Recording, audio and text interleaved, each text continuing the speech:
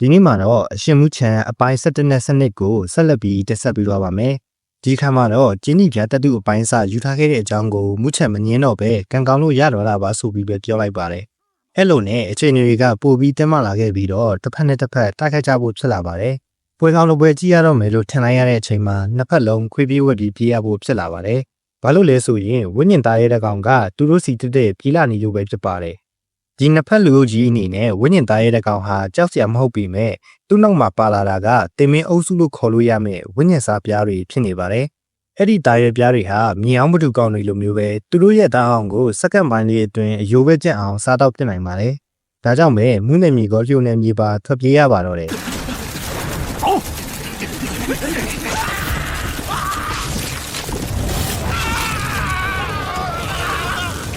ကန်ဆိုးရှာတဲ့နောက်လေးတစ်ချို့ကတော့တင်မင်းအုပ်ရဲ့အစာဖြစ်သွားခဲ့ရပါပြီ။မူချန်တို့အဖွဲ့လည်းလူစုခွဲပြေးပြီးမဲ့ဝိညာဉ်စားပြားတွေကလိုက်မိလာတာကြောင့်ပြန်တိုက်ခိုက်ဖို့တာရွေးချယ်လိုက်ရပါတယ်။ရှောက်ခိုင်း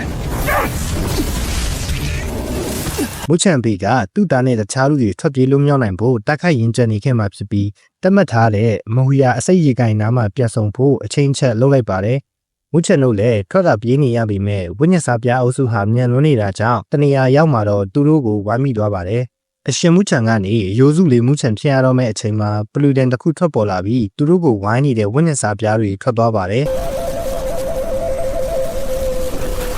အဲ့လိုထူးဆန်းတဲ့အခြေအနေတွေကြောင့်မူချန်ရဲ့စူဇန်လိုစိတ်ဟာအောက်မထားနိုင်တော့ပဲ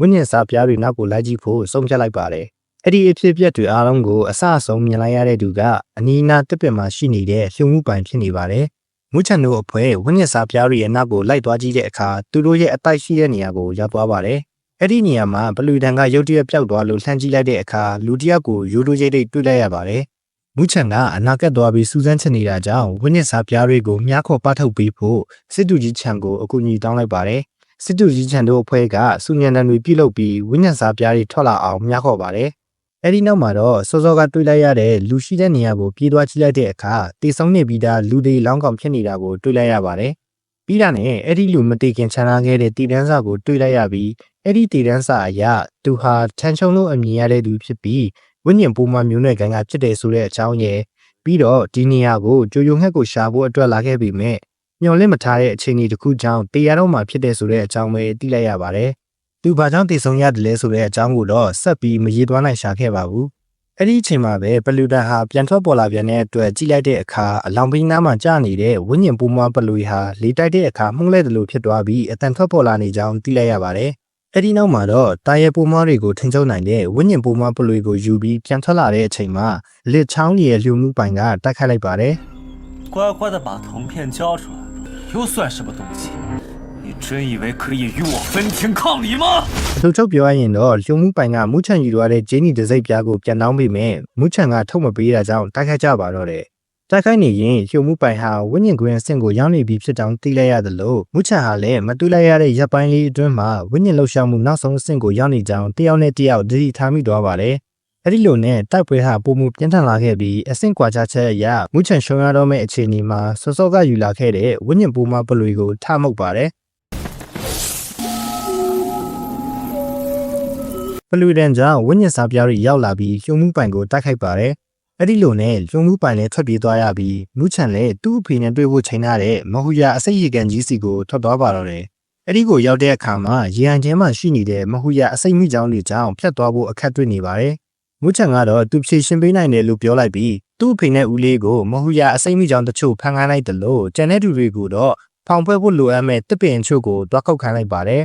်မဟူယာအစိမ့်မိကြောင်တွေဟာအမြင်အာရုံအရန်အားနေပြီးတော့အာရုံခံနိုင်စွမ်းကလည်းတော်တော်လေးအားနေပါတယ်ဒါကြောင့်မဲသူတို့ရဲ့ကြောပေါ်မှာဖောင်ကိုတင်ပြီးလိုက်စီးလို့ရအောင်မူချန်ဟာဝိညာဉ်အစီအစဉ်ပညာကိုတုံးပြီးသူတို့ရဲ့အငွေအသက်ကိုမဟူယာအစိမ့်မိကြောင်လေးနဲ့အတူတူဖြစ်အောင်လုပ်ထားလိုက်ပါတယ်可以独恶靠近了，大家注意屏息。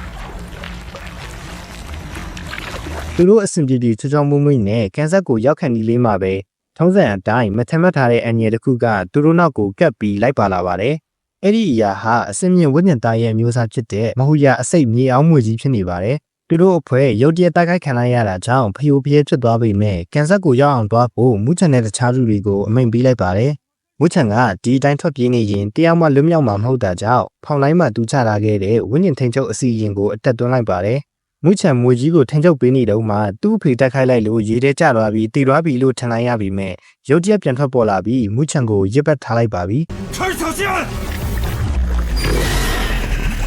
ဒီတိုင်းသာဆက်သွားရင်သူ့ရိုးတွေအကုန်ကျိုးကြည့်ပြီးတည်ရတော့မှဖြစ်တာကြောင့်ဝိညာဉ်ထိန်ချုပ်ပလွေကိုထုတ်ပြီးမှုန့်လိုက်ပါတယ်အဲ့လိုနဲ့ဝိညာဉ်စားပြောင်းတွေရောက်လာပြီးမဟူရန်အစိမ့်မွေကြီးနဲ့တိုက်ခိုက်ရဖို့ဖြစ်လာတာကြောင့်မူချန်လည်းသူ့ကိုရစ်ပတ်ထားတဲ့ခန္ဓာကိုယ်ထဲကနေယုံထွက်လိုက်နိုင်ပါတယ်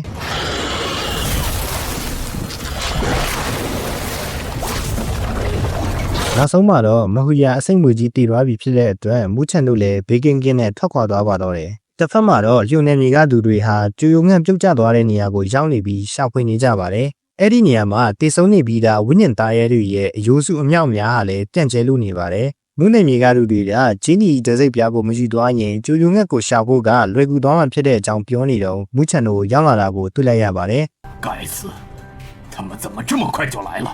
အတူချုပ်ပြောရရင်တော့မီးနဲ့ရီလိုဖြစ်နေကြတဲ့နှစ်ခွက်စလုံးအင်အားပြပြီးတိုက်ခိုက်ကြဖို့ဖြစ်လာပါတယ်ဒီနေရာမှာနဝဉ္ဉင်အဆင့်စွမ်းအားရှိသူ၄ယောက်အကြောင်းနည်းနည်းပြောပြပါမယ်သူတို့တွေကတော့နံပါတ်1အနေနဲ့မူချန်အပေမူဖုန်းဖြစ်ပြီးတိုင်းဝဉ္ဉင်အနေနဲ့ကတော့မြေကဘာသားရဲ့အဆင့်85နေရာမှာရှိတဲ့မိတောက်နာကတိတ်ငက်ကိုပိုင်ဆိုင်ထားပါတယ်နံပါတ်2အနေနဲ့လျှိုမှုပိုင်ရဲ့အဖေလျှိုချင်းတန်းဖြစ်ပြီးတိုင်းဝဉ္ဉင်အနေနဲ့ကတော့မြေကဘာသားရဲ့အဆင့်133မှာရှိတဲ့မိုးကြိုသားရဲ့ကိုပိုင်ဆိုင်ထားပါတယ်နံပါတ်3အနေနဲ့ကတော့မူချန်ဦးလေးကျိုးရဲဖြစ်ပြီးမြေကဘာသားရဲ့အဆင့်180မှာရှိတဲ့တောင်ဖြူကျန့်ကိုပိုင်ဆိုင်ထားတယ်လို့နံပါတ်4အနေနဲ့ကတော့လျှိုနယ်မြေဒုတိယခေါင်းဆောင်လျှိုကျုံးဖြစ်ပြီးမြေကဘာသားရဲ့အဆင့်204မှာရှိတဲ့အစိမ်းရောင်အစိတ်ကီမီကောက်ကိုပိုင်ဆိုင်ထားပါတယ်အဲ့တော့မူဖုံနဲ့လျှိုချင်းချန်ကျိုးရဲနဲ့လျှိုကျုံးတိုက်ခိုက်ကြတယ်လို့တခြားသူတွေလည်းစော်ကုန်ကြပါတယ်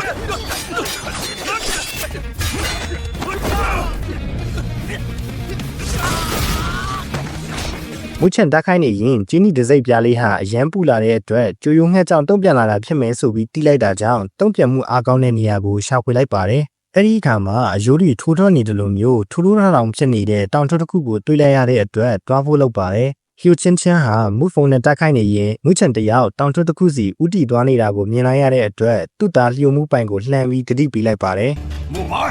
听紧木鱼那小子！”အဲ့ဒါကြောင့်လျှိုမှုပိုင်လဲမူချန်နောက်ကိုလိုက်သွားပြီးလုံးနေကြအတိုင်းအလစ်ချောင်းတိုက်ခိုက်လိုက်ပါတယ်။ဒစိတ်ပြားဟာကျူယုံငှက်ရှိတဲ့နေရာနဲ့နီးနာလေးလေးပို့ပြီးပူလာလေးလေးဖြစ်တာကြောင့်အယိုးစုတောင်ထွက်အောက်မှာရှိနိုင်ကြောင်းတေချာတိသွားပြီးဖြစ်တဲ့အတွက်လျှိုမှုပိုင်ကိုလှည့်စားဖို့လုပ်ပါတယ်“九幽却只能属于我柳玉，那可不一定。”လျှိုမှုပိုင်ရဲ့တိုက်ခိုက်မှုကိုမခံနိုင်လို့တာအောက်ထဲပြုတ်ကျသွားလို့ဟန်ဆောင်လိုက်ပေမဲ့လည်းနှစ်ထင်လည်းပဲမြင့်တဲ့လျှိုမှုပိုင်ကရိပ်မိသွားပါတယ်။တောင်အောက်ချီနေရာဟာလည်းကျေပြတ်နေတာကြောင့်ကျိုယိုငှက်ဘယ်နာပြုတ်ကျသွားလဲဆိုတာကိုရှာဖို့ခက်နေလို့ဒစိတ်ပြားရဲ့တုံ့ပြန်မှုအားအကောင်းဆုံးနေရာစီကိုလိုက်ရှာဖို့ဆုံးဖြတ်လိုက်ပါတယ်။နောက်ဆုံးတော့ကျိုယိုငှက်ရှိနေတဲ့နေရာကိုတွေ့သွားပြီးလက်နဲ့ထိကြည့်လိုက်တဲ့အခါမူချန်ရဲ့ဝိညာဉ်စွမ်းအားတွေဟာစုပ်ယူခံလိုက်ရတာကြောင့်နောက်ဆုံးလိုက်ရပါတယ်။သူအဲ့လိုဖြစ်နေတော့မှဟျိုမှုပိုင်ရောက်လာပြီးလုံးနေကြအတိုင်းအလစ်ချောင်းတိုက်ခိုက်ပြန်ပါတယ်။ဒီတစ်ခါမှာတော့နောက်ဆုတ်ပြေးစရာမြေမရှိတော့တဲ့အတွက်ကျိုယိုငှက်ရှိတဲ့နေရာစီပဲပြေးလိုက်ပြီးလျှိုမှုပိုင်ရဲ့တိုက်ခိုက်မှုကိုစောင့်နေလိုက်ပါတယ်။လျှိုမှုပိုင်အချိန်နဲ့တိုက်ခိုက်လာတာကိုအသာကလေးရှောင်ပေးလိုက်တဲ့အတွက်တိုက်ခိုက်မှုဟာကျိုယုံငှက်ရှိနေတဲ့ကြောက်တောင်ကြီးကိုထိမိသွားပြီးလျှိုမှုပိုင်ရဲ့ဝိညာဉ်စွမ်းအားတွေဟာလည်းဆုပ်ယူခံရပါတယ်။လျှိုမှုပိုင်အားကုန်တုံးပြီးကြောက်တောင်ကြီးကိုရိုက်လိုက်တဲ့အခါတပြေးပြေးနဲ့အက်ကွဲပြီးပြိုကျသွားပါတယ်။အဲ့လိုပြိုကျသွားပြီးနောက်မှာတော့ကျိုယုံငှက်ဥကြီးပေါ်ထွက်လာတာကိုတွေ့လိုက်ရပြီးဘယ်သူတွေပိုင်ဆိုင်သွားမလဲဆိုတာကိုတော့နောက်ဗီဒီယိုနဲ့ကြာမှဆက်လက်ပြီးတင်ဆက်ပေးသွားပါမယ်လို့ပြောကြရင်အရှင်မှုချန်အပိုင်း17နဲ့17 storytelling video တင်ဆက်မှုကိုဒီမှာပဲရပ်နားလိုက်ပါတယ်။ခုလို storytelling video လေးတွေကိုကြိုက်နေတဲ့ဆိုရင်တော့ like and subscribe လေးပြုလုပ်ပေးကြဖို့တောင်းဆိုပါတယ်။နောက်ဗီဒီယိုတစ်ခုနဲ့အတူပြန်တွေ့ကြပါမယ်။အားလုံးပဲ stay tuned ပါ။